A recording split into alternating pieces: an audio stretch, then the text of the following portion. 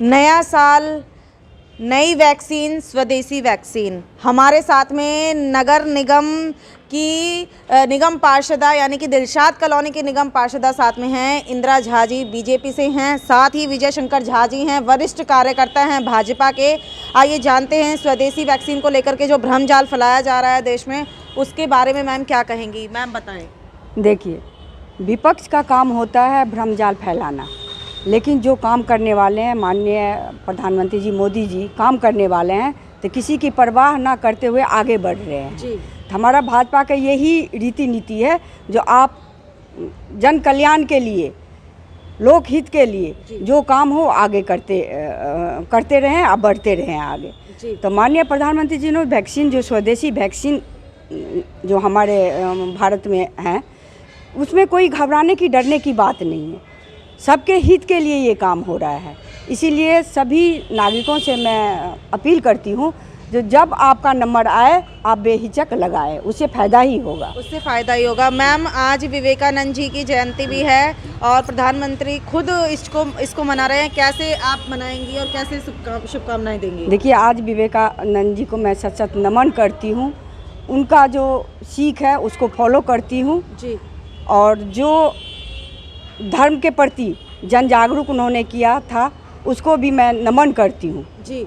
मैं कहती हूँ सभी इस तरह के विवेकानंद जी के विचारों पर अमल करें। बिल्कुल। मैम, मकर संक्रांति और लोहड़ी भी है, साथ ही साथ किस तरीके से शुभकामनाएं देंगी पूरे समस्त देशवासियों को? पूरे देशवासियों, क्षेत्रवासियों को लोहड़ी और मकर संक्रांति की शुभकामना देती हूँ।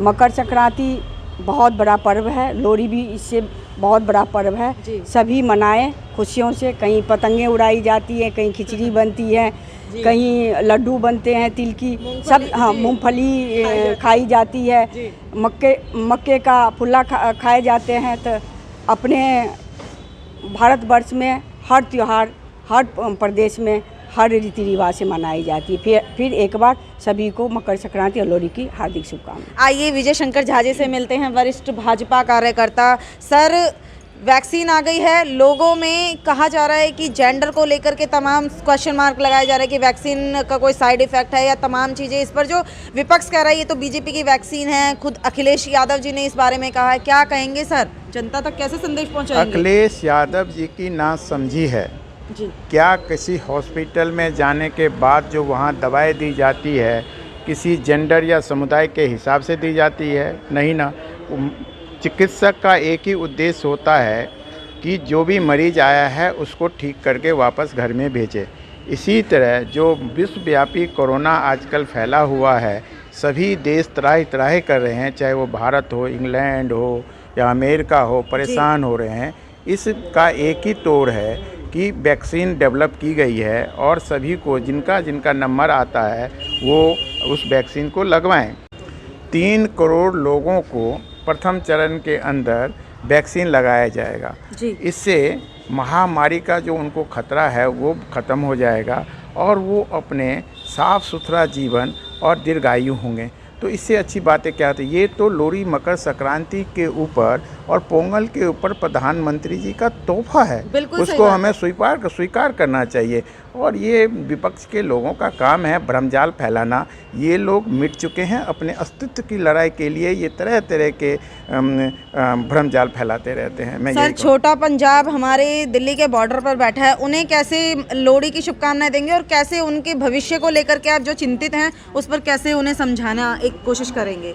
मैं एक ही बात कहूँगा कि मैं भी किसान परिवार से संबंध रखता हूँ और मेरा भी अभी खेत है। मेरे माता पिता वहाँ नहीं है जी। लेकिन हमारा खेत ज्यों का त्यों चल रहा है जी। हम लोग भी ठेकेदारी प्रथा के ऊपर, चाहे वो प्राइवेट ठेकेदारी प्रथा हो या किसी बड़ी कंपनी के द्वारा प्रथा हो, चलवा रहे हैं। आज तो मैं कम से कम 10 साल से, लगभग 10 साल से ठेके पे दे रखा है ज़मीन।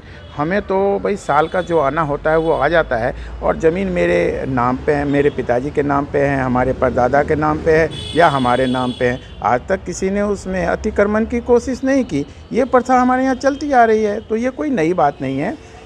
वास्तव में मैंने आपको पहले भी बताया कि ये विपक्षी पार्टियों का एक भ्रमजाल है, अपने अस्तित्व की लड़ाई लड़ रहे हैं। किसी न किसी ऐसे मुद्दे को जो कि जनता के पक्ष के मुद्दे हैं उसको विपक्ष बना करके ये लोग भ्रमजाल फैला रहे हैं। बिल्कुल सर, लोहड़ी और मकर संक्रांति की कैसे शुभकामनाएं? मैं सभी देशवासियों को, खासकर अपने किसान भाइयों को, जिनके लिए ये बहुत बड़ा पर्व है, पंजाब हो, राजस्थान हो, गुजरात हो या बिहार हो, सब जगह के अलग अलग है। जैसे हमारे यहाँ चूड़ा लाई होता है, वहाँ मकर संक्रांति में खिचड़ी बांटी जाती है, नए फसल आते हैं तो मक्का भूजा जाता है, मूंगफली भूज के खाई जाती है, सब तरह कहीं कहीं गेहूँ भूज के खाए जाते हैं। तो मैं मकर संक्रांति, लोहड़ी और पोंगल की सभी को बधाई देता हूँ। सभी स्वस्थ रहें। सबसे पहले है हम अपने स्वास्थ्य का ख्याल रखें, फिर उसके बाद परिवार के साथ साथ आगे बढ़ते रहें। यही मैं कामना करता हूँ, भगवान से प्रार्थना करता हूँ।